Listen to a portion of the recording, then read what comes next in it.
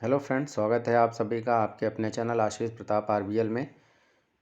Test series शुरू हो गई है और इसमें पहला टेस्ट हम लोग कर चुके थे। आज है बारी दूसरे टेस्ट की। आप लोगों का रिस्पांस देख के मुझे बहुत अच्छा लगा और खुशी हो रही है। थोड़ा सा काम करने की एनर्जी मेरे अंदर आ गई है। तो शुरू करते हैं आज का दूसरा टेस्ट।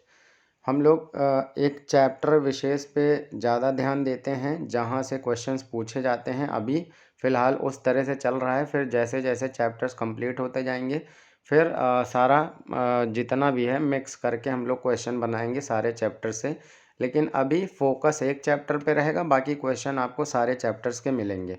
तो देखते हैं पहला क्वेश्चन क्या है।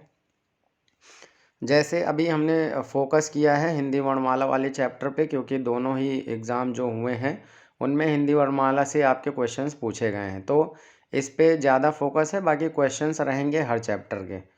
पहला क्वेश्चन है, जिन स्वरों के उच्चारण में कम समय लगता है उन्हें क्या कहते हैं। और दूसरा क्वेश्चन है, उच्चारण के आधार पर वर्ण के कितने भेद होते हैं। किन स्वरों को मूल स्वर या ह्रस्व स्वर कहा जाता है। टा वर्ग का उच्चारण स्थान आपको बताना है। किस व्यंजन को पार्श्विक व्यंजन कहा जाता है। किन व्यंजनों को उच्छिप्त व्यंजन कहा जाता है। जो छा वर्ण होता है ये किसके योग से बनता है, आपको ये बताना है। और ये एक चिन्ह है आपका, इसके बारे में आपने पढ़ा होगा। जो कामता प्रसाद जी ने 20 विराम चिन्ह बताए हैं उनमें एक ये विराम चिन्ह है। ये सबसे इम्पॉर्टेंट है आपका। कई बार ये पूछा भी गया है, यूपी टेट वगैरह में भी पूछा गया है। तो इसको आपको बताना है कि इसका नाम क्या है, ठीक है। फिर नेक्स्ट है, अत्युक्ति में उपसर्ग कौन सा है। और अगला है, संरक्षण में कौन सा उपसर्ग है। तो आपको एक काम करना है, ये आपको वीडियो पॉज करके इन क्वेश्चंस के आंसर्स आपको पहले अपने मन में, अगर आप लिखने से बचना चाहते हैं क्योंकि ठंडी का सीज़न है, हो सकता है आप लिखना ना चाहते हों आलस्य के मारे, तो आप मन में कम से कम क्वेश्चंस को सॉल्व करिएगा और काउंट करिएगा कि आपके कितने क्वेश्चंस सही हैं या फिर आपको आते हैं। आगे बढ़ते हैं अगले क्वेश्चंस पे। छलिया, पठनी और कहानी में क्रमशः कौन कौन से प्रत्यय हैं। तो इनमें क्रमशः का मतलब है आपको छलिया में भी बताना है, पठनी में भी बताना है और कहानी में भी बताना है कि कौन कौन से प्रत्यय हैं, ये आपको लिखना है। खिलाड़ी और गमनीय शब्द में क्रमशः कौन से प्रत्यय प्रयुक्त हुए हैं, ये आपको बताना है। तो आपको उपसर्ग और प्रत्यय में अंतर पता होगा। उपसर्ग पहले जुड़ते हैं और प्रत्यय जो है वो बाद में जुड़ते हैं, तो उनको ये मेन डिफरेंस है आपका। कवि का स्त्रीलिंग शब्द क्या होगा, ये आपको बताना है। इनमें से कौन सा शब्द सदा बहुवचन में प्रयोग होता है। इसमें मैंने ऑप्शन भी आपके लिख दिए हैं। शिशु, भक्ति, पुस्तक, प्राण, इनमें से कौन सा ऐसा शब्द है जो हमेशा बहुवचन में प्रयोग किया जाता है।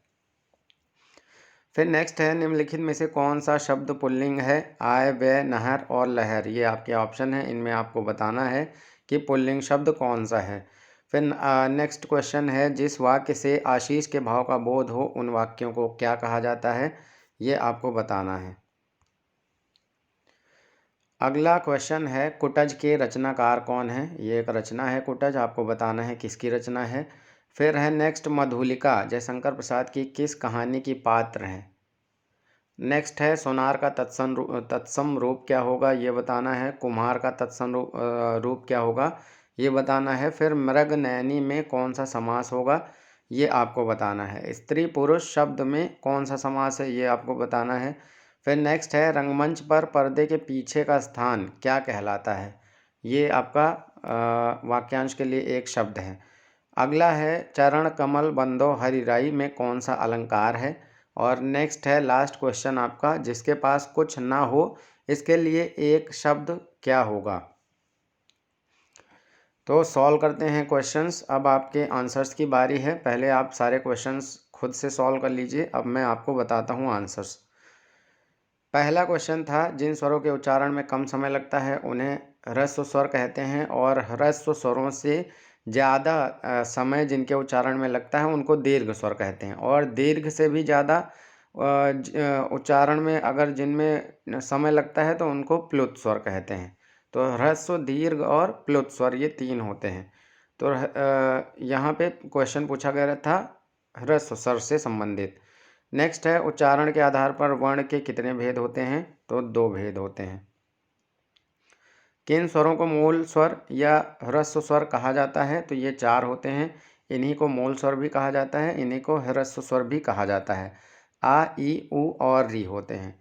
टा वर्ग का उच्चारण स्थान आपको बताना है। तो टा वर्ग का मतलब है कि इसमें टा, ठा, डा, ढा ये पूरा ही आएगा। टा, ठा, डा, ढा, अड़ा, ये टा वर्ग है। तो टा वर्ग का उच्चारण स्थान क्या है? तो मूर्धा या मूर्धन्य आप कह सकते हैं, इसका उच्चारण स्थान होता है।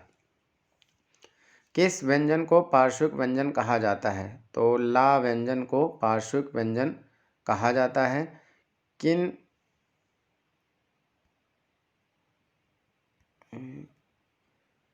तो किस व्यंजन को पार्श्विक व्यंजन कहा जाता है? ला को पार्श्विक व्यंजन कहा जाता है। किन व्यंजनों को उच्छिप्त व्यंजन कहा जाता है? तो डा और ढा को उच्छिप्त व्यंजन कहा जाता है। छा वर्ण किसके योग से बना है? तो का और शा षटकोण वाला, इनके योग से बना है छा वर्ण। अब ये जो चिन्ह आपका बना हुआ है, इसको हिंदी भाषा में किस नाम से जाना जाता है? इसको हंस पद कहा जाता है। अगर कोई भी आप लिखने में कुछ भूल जाते हैं, मान लीजिए यहाँ पे का लिखा और यहाँ पे गा लिखा, बीच में खा लिखना भूल गया, जगह कम है, तो ऐसे फिर इस तरह से आप भी प्रयोग करते होंगे, तो इसको जो है हंस पद कहा जाता है। अत्युक्त में उपसर्ग कौन सा है? अत्युक्त में अति उपसर्ग है। संरक्षण में कौन सा उपसर्ग है? तो संरक्षण में सम उपसर्ग है। फिर आगे बढ़ते हैं अगले क्वेश्चन पे। ये तो एक मिनट, क्वेश्चन ही है, आंसर्स पे आते हैं। छलिया पठनीय कहानी में कौन कौन से प्रत्यय हैं? तो छलिया में ईया प्रत्यय है, पठनीय में ई प्रत्यय है और कहानी में आनी प्रत्यय है। फिर अगला है खिलाड़ी और गमनीय शब्द में कौन कौन से प्रत्यय प्रयुक्त हुए हैं? तो खिलाड़ी में आड़ी प्रत्यय है और गमनीय में ई प्रत्यय है। कवि का स्त्रीलिंग कवयित्री, इसकी वर्तनी भी आप देख लीजिएगा, इसी तरीके से ये लिखा जाएगा, कवयित्री, ठीक है। फिर अगला है इनमें से कौन सा सदा बहुवचन में प्रयोग होता है? तो जो प्राण है, प्राण शब्द हमेशा बहुवचन में प्रयोग होता है। निम्नलिखित में से कौन सा शब्द पुल्लिंग है? आय, व्यय, नहर और लहर। तो व्यय शब्द जो है ये आपका पुल्लिंग है, व्यय किया जाता है ना। तो इस तरह से आप सेंटेंस में बोल के चेक भी कर सकते हैं। स्त्रीलिंग और पुल्लिंग शब्द को आपको एक सेंटेंस या वाक्य में रखना होता है। जिस वाक्य से आशीष के भाव का बोध हो उन वाक्यों को क्या कहते हैं? तो इनको इच्छार्थक वाक्य कहते हैं। फिर अगले क्वेश्चन पे आते हैं। कुटज के रचनाकार हैं हजारी प्रसाद द्विवेदी।